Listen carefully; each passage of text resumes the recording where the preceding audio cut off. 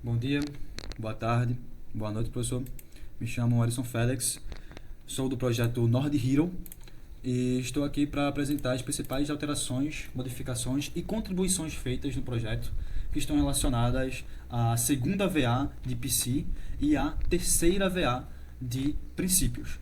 Vale lembrar que princípios está relacionado à parte do jogo, à parte do game, e que PC está relacionado à parte de estrutura, à parte de análise de dados. Então, está separado assim por conta do tamanho do projeto. Então, vamos iniciar aqui, mostrando aqui as principais alterações feitas para PC. Depois vou para princípios. Para PC, eu precisei fazer uma grande refatoração. E nessa grande refatoração, eu precisei criar uma package chamada Models. Essa package Models vai ter todos os models / modelos no meu sistema. O que são Models? Models são classes que vão representar tables no meu banco de dados. Então vamos supor que eu tenho uma table chamada User. E essa table User vai ter as colunas Name, Telefone, E-mail e Password. Se eu quiser representar essa minha table em uma classe Python, essa minha classe Python vai ter que ter os atributos name, telefone, os atributos correspondentes às colunas no meu banco de dados. Então, essa é a definição de model. Agora, por que usar os models? Os models, quando eu tenho objetos das classes models, esses objetos eles vão passar por uma série de verificações, operações e validações antes de chegarem no meu banco de dados. Então, eu tenho uma segurança maior a ele, porque eu evito que cheguem dados imprecisos, incorretos, ou então até maliciosos. Evito porque esses objetos vão passar por validações antes de chegar lá. E um detalhe bastante importante relacionado aos models é que eles estão com essa marcação aqui, todos os models, todas as classes models, estão com essa marcação aqui, @DataClass. Esse @DataClass vem da biblioteca DataClasses, que eu estou usando para facilitar a criação dessas classes. Nesse caso aqui, eu estou usando esse arroba para evitar usar o construtor init. Aí, juntamente com o package models, o package repository foi criado durante essa refatoração para deixar o código mais fácil entendido e para expandir também para novas features. E essa package repositories vai guardar todos os repositórios presentes no meu sistema. Então, o que é um repositório? Repositório é uma class que vai relacionar um model à sua respectiva table no banco de dados. Então, relacionando um pouquinho com Java Spring Boot. De forma bastante simplificada, um repositório vai funcionar de forma similar a um controller do Java Spring Boot. Explicando resumidamente o que é um controller de forma bem simples. Um controller, ele basicamente conecta o front-end ao back-end. Então, essa função de conectar que o controller faz, o meu repositório também faz. O repositório vai conectar o model com a table. Vai servir meio que uma ponte. E além dessa função de conectar, o repositório também vai manipular o CRUD dessa table. É o que acontece aqui no user repository, que tem os métodos create, getById, getByMail, getAll e update e delete. O método delete vai deletar um usuário, o método update vai atualizar um usuário, o método getAll vai pegar todos os usuários, getByMail vai pegar um usuário com base no e-mail, byId com base no ID, e o create vai criar um usuário. E vai destacar que os repositórios, eles importam aqui os models, porque para criar aqui no meu banco de dados, eu preciso pegar as informações dos usuários que estão contidas nos meus models. E também, se eu quiser pegar alguma informação do banco de dados, eu retorno para o meu sistema através de models também, evitando, por exemplo, usar listas no meu sistema, o que deixa o sistema bem mais fácil de ser entendível. E vale destacar também, outro ponto importante, que esses repositórios aqui, de Difficulty Repository até User Repository, todos herdam dessa class Base Repository. Por quê? Eu ia ficar repetindo muitos blocos de código. Só que para evitar ficar repetindo esses blocos de código, eu decidi criar uma class que vai conter todos esses métodos que tem em comum nas classes. Por exemplo, o método fetch1 vai lá no banco de dados e pega uma coluna do banco de dados, vai pegar um elemento. FetchMany vai pegar mais de um, fetchAll vai pegar vários. E, por exemplo, nesse método execute, ele vai receber a carry e o parâmetro. É o que acontece, por exemplo, aqui, essa carry, por exemplo, eu tenho no meu Score Repository, aqui, a exata carry. Nesse método aqui, do getByUserDifficulty, eu tenho uma carry um pouco especial, um pouco diferente, porque eu estou usando um select um pouquinho avançado. Por quê? Esse innerJoin aqui, ele é um pouquinho avançado do SQL, e vou explicar aqui de forma bem rápida mesmo. O SQL, o innerJoin, perdão, serve para juntar registros de dois tabelas relacionadas, que vai retornar as linhas que possuem correspondência em ambas. Ou seja, ele vai me retornar dados muito específicos. E com esses dados muito específicos, eu vou criar novas features, novas funcionalidades que vão agregar valor para o usuário. Por exemplo, é o que acontece aqui em estatísticas.py. Nesse arquivo aqui, perceba que eu estou utilizando os repositórios para pegar os dados para criar os gráficos. Por exemplo, aqui eu tenho gráficos de linha, gráfico de radar e gráfico de barra. E esses gráficos que são criados com a biblioteca matplotlib precisam de dados. E esses dados são obtidos com os repositórios. Então, essa refatoração para utilizar models e repositórios foi justamente para isso, para deixar mais fácil de criar novas features. E representando aqui esses gráficos, vou passar rapidinho aqui, gráfico de radar, gráfico de barra e gráfico de linha. E o gráfico de linha. Vale a pena ressaltar que cada gráfico vai tratar os dados recebidos de uma forma diferente, porque são gráficos diferentes e para representar esses dados, eles precisam fazer cálculos diferentes. Agora, de forma semelhante com estatística, o Historic Screen, que é o histórico de partidas do jogador, também vai utilizar os repositórios para fazer uma nova feature.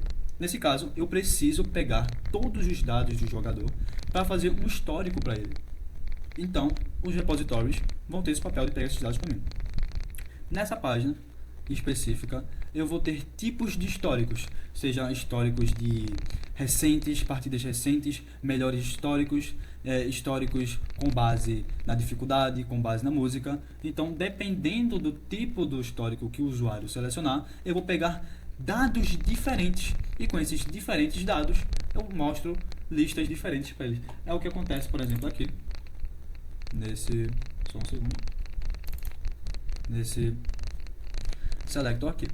Eu estou escolhendo com base na música e eu escolhi aqui a música do Michael Jackson. Ele mostra para mim somente as partidas que eu joguei nessa música do Michael Jackson. Não mostra mais nenhuma outra música, só mostra as partidas que eu joguei nessa música em específico. Ainda na parte de análise, eu queria fazer algo mais diferente, utilizando uma IA, utilizando uma inteligência artificial, e acabei utilizando a API do Grok.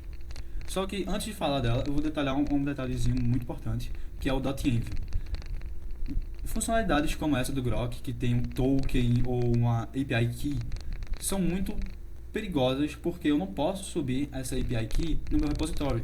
E inclusive o próprio GitHub bloqueia fazer isso, porque existem bots que roubam esses tokens e fazem coisas mal intencionadas com o seu token, e você acaba se ferrando um pouquinho.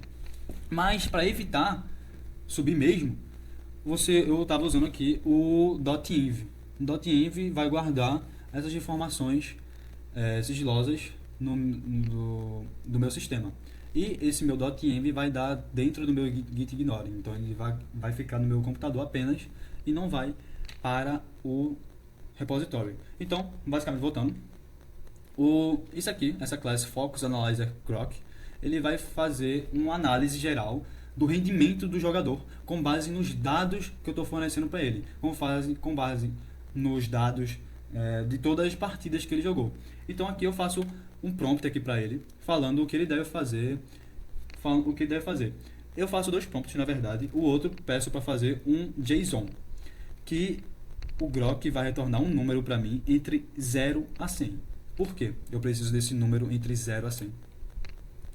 Para fazer uma barra aqui, para fazer algo legal para o usuário. Eu faço uma barra e com base nesse número de 0 a 100 que o Grok vai me dar, eu preencho essa barra. Por exemplo, se o Grok me dá o número 25, eu vou preencher essa barra até o número 25. E com base no número também, nesse número, que é o percentual de foco, a barra vai ter cores diferentes. Nesse caso, teria uma cor mais avermelhada. Então, nessa screen aqui, que é Depth AI Analyze, é uma screen, vai mostrar o texto, análise do Grok, baseado nos dados que eu forneci para ele, e também vai mostrar essa barra que eu estou criando aqui nessa screen. E na parte de enviar código, eu vou ter o SMS Sender e o Email Sender, que também precisam usar o load.env, porque são tokens, de novo, perigosos, que se eu subir no GitHub, vão acabar me ferrando um pouquinho.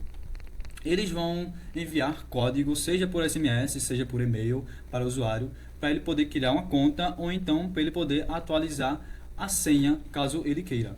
Aí agora, finalizando a parte de dados, análise de dados, a parte de PC, eu vou a parte do jogo, a parte de princípios. Então, de estrutura, não mudou muito. Eu mudei mais os arquivos que já existiam, mas eu adicionei alguns arquivos, esses dois principais arquivos aqui.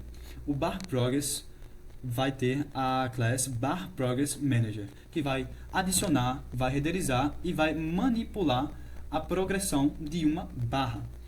Por exemplo, e vale ressaltar que as barras, elas só existem no modo 2 players, seja modo contra ou modo juntos. E quando essas barras ficam cheias, elas vão fazer eventos diferentes, elas vão acionar diferentes eventos, que esses eventos vão estar presentes na classe bar events. Por exemplo, aqui, esse evento que rouba 500 pontos do inimigo. Quando o usuário preenche, quando o jogador preenche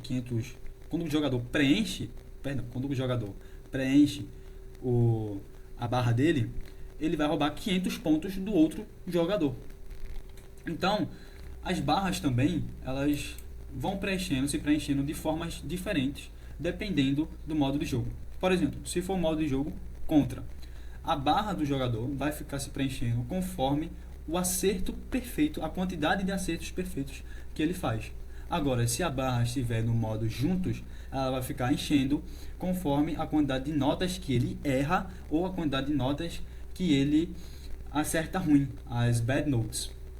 E cada barra vai acionar eventos diferentes, como já foi dito. E para estruturas que já existiam no projeto, como Node Manager e Game Manager, eu precisei adaptar eles para algumas novas funcionalidades. Por exemplo, o Nodes Manager, eu precisei atualizar ele para ele ser capaz de renderizar, por exemplo, notas longas. As notas que ficam caindo e precisa pressionar a tecla por mais de um segundo, por exemplo. Precisei adaptar ele para as notas inimigas, que no modo 2v2, quando um jogador acerta uma sequência de notas perfeitas, vai começar a spawnar na lane inimiga aleatoriamente notas inimigas, que quando o outro jogador interagir com essas notas inimigas, ele vai perder 300 pontos.